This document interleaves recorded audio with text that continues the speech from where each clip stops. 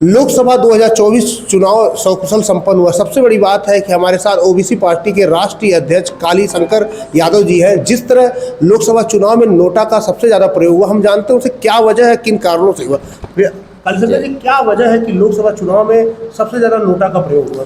भाई देखिए, जो ओबीसी पार्टी ने और हमारे संगठन ओबीसी आर्मी ने जो यह निर्णय लिया था कि हम लोग नोटा दबाएंगे, क्यों नोटा दबाएंगे, और अपने सारे पदाधिकारियों और हजारों कार्यकर्ताओं से हम लोगों ने पूरे उत्तर प्रदेश में आह्वान किया था कि आप लोग नोटा बटन दबाएं। क्यों?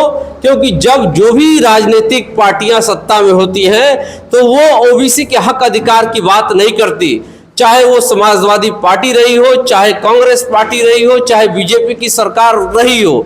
इन लोगों ने जब भी सरकार रही, न जाति जनगणना की बात किया, न आबादी के अनुसार भागीदारी की बात किया, न नौजवानों के रोजगार की गारंटी बात किया, न महिलाओं न किसानों की बात किया। इन लोगों ने बात किया केवल अपने सत्ता की, अपने जात की, अपने धर्म की। तो निश्चित तौर पे ओबीसी आर्मी जो देश की पहली संगठन थी जिसने ओबीसी पार्टी बनाने का काम किया, और इसी अभी 20 अप्रैल को 2024 को हम लोग की पार्टी का रजिस्ट्रेशन पत्र प्राप्त हुआ माननीय इलेक्शन कमीशन से। तो हम लोगों ने निर्णय लिया कि ये देश की पहली पिछड़ी पार्टी है और हम लोग अपनी सत्ता खुद बनाएंगे। ओबीसी समाज के लोगों की पार्टी है और 2027 में उत्तर प्रदेश में हम अपनी सरकार बनाने जा रहे हैं। इस नाते हम लोगों ने इस चुनाव में पार्टिसिपेशन नहीं किया। और आप देख रहे होंगे कि नोटा का कितना व्यापक असर हुआ। केवल गोरखपुर और बस्ती मंडल और आपके देवरिया मंडल में 60,000 से ऊपर नोटा दबा। अगर आप देखेंगे 7-8 लोकसभा क्षेत्रों में लाख से अधिक नोटा दबा, और अगर प्रदेश की बात करेंगे तो 10 लाख नोटा दबा। कहीं ना कहीं यह दर्शाता है कि आज जो ये राजनीतिक पार्टियां हैं इनको आम जनता ओबीसी का नकारना चाहती है।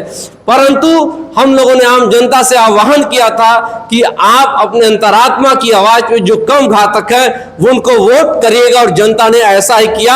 हम अपने पार्टी के पदाधिकारियों और हजारों लाखों जो उत्तर प्रदेश के कार्यकर्ता हैं, आपके माध्यम से उनको धन्यवाद देना चाहता हूं कि उन लोगों ने पार्टी के विप पर अपना काम किया। अच्छा, अगर बात करें जिस तरह आपने हर जगह जाके प्रदेश में और कई स्टेट में जाके आपने जिस तरह लोगों से आह्वान किया कि हमारी जाति को कोई सुनने वाला नहीं, समझने वाला नहीं, सिर्फ मलाई काट लेते हैं और उसके बाद पूछते हैं। ऐसे में क्या लगता है कि ये युवाओं हैं जो भी है उनका विरोध है कि इस तरह नोटा का प्रयोग किए?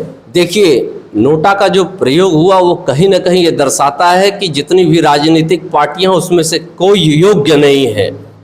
और चूंकि इस चुनाव में, उत्तर प्रदेश के इस लोकसभा चुनाव में ओबीसी के लिए कोई ऑप्शन नहीं था, इस नाते उन जो आम जनता थी जो कम घातक थी उसको वोट दिया।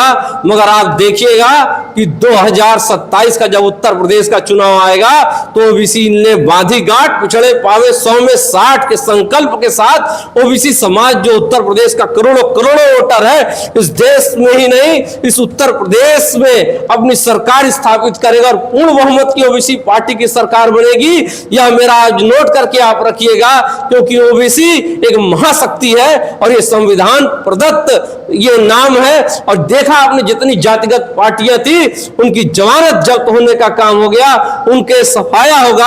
अब वर्ग की पॉलिटिक्स शुरू होगी और ओबीसी वर्ग की पॉलिटिक्स में देश के सबसे बहुमत का भाग है। और अब किसी के आगे हम भीख नहीं मांगने जाएंगे। और देखिएगा उत्तर प्रदेश में 2027 में हमारी सरकार ओबीसी पार्टी की सरकार बनेगी और अपना हक के लिए हम खुद कानून बना करके ओबीसी के जन कल्याण की बात करेंगे। जिस तरह चुनाव में देखा जाता है लोग विकास के मुद्दे को वोट मांगते हैं, क्या ऐसा लग रहा है कि लोगों का ध्रुवीकरण हो रहा है कि जाति समीकरण के नाम पर वोट मांग रहे हैं? क्या लग रहा है लोग अभी जाति समीकरण? भाई देखिए, जाति की पॉलिटिक्स करना बहुत ही गलत मानते हैं, धर्म की पॉलिटिक्स करना बहुत ही गलत। जिन्होंने धर्म और जात की पॉलिटिक्स किया वो खत्म हुआ और खत्म हो जाएगा आने वाले कुछ वर्षों में। मगर जो संविधान प्रदत्त जो हमारा जो अधिकार मांगा जा रहा है, ओबीसी समाज मांग रहा है, कहीं न कहीं हमारे साथ सौतेला व्यवहार किया गया। आज से नहीं, हजारों साल से किया क्या, मगर जब से 1950 से संविधान का राज भारत में लागू हो चुका है, हमारे लग वोट की शक्ति है और ओबीसी का भाग उत्तर प्रदेश नहीं देश का सबसे बड़ा भाग है। और ओबीसी के लोगों ने संपर्क कर ये संकल्प ले लिया है कि हम अब ओबीसी की पार्टी बना करके, और जैसा कि बन भी गई है, और अपने उत्तर प्रदेश में इसका शंखनाद करेंगे। अच्छा, अगर बात करें जैसे प्रधानमंत्री नरेंद्र मोदी जहां भी जा रहे थे, मुख्यमंत्री वगैरह बार बार 400 पार 400 पार, तो क्या लगता है कि क्या वजह है कि उनकी 400 पार तो नहीं पहुंचा, 300 से नीचे आ गया?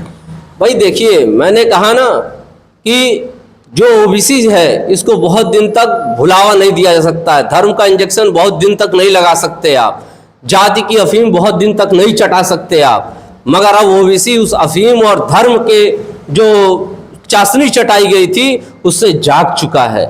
अब ओबीसी धर्म और जात के नाम पे नहीं, जो संविधान प्रदत्त ओबीसी का अधिकार, आप देखिएगा किस तरीके से 2027 में सब सफाया हो जाएगा और ओबीसी पार्टी उत्तर प्रदेश में उन्हें पूर्ण बहुमत की सरकार बनाएगी। हम किसी के साथ गठबंधन भी करने वाले नहीं हैं। लोगों को लगेगा कि ओबीसी पार्टी कि ये जो मुखिया लोग हैं क्या बात कर रहे हैं, मगर ये देखिएगा 2025 का मिड आते आते उत्तर प्रदेश की प्रमुख पार्टी के रूप में ओबीसी पार्टी उभरने का काम करेगी।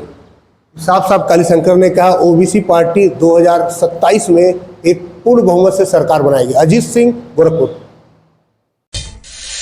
उत्तर प्रदेश और उत्तराखंड की हर खबर को जानने के लिए IBC 24 UP UK को सब्सक्राइब करें और नोटिफिकेशन बेल दबाना ना भूलें।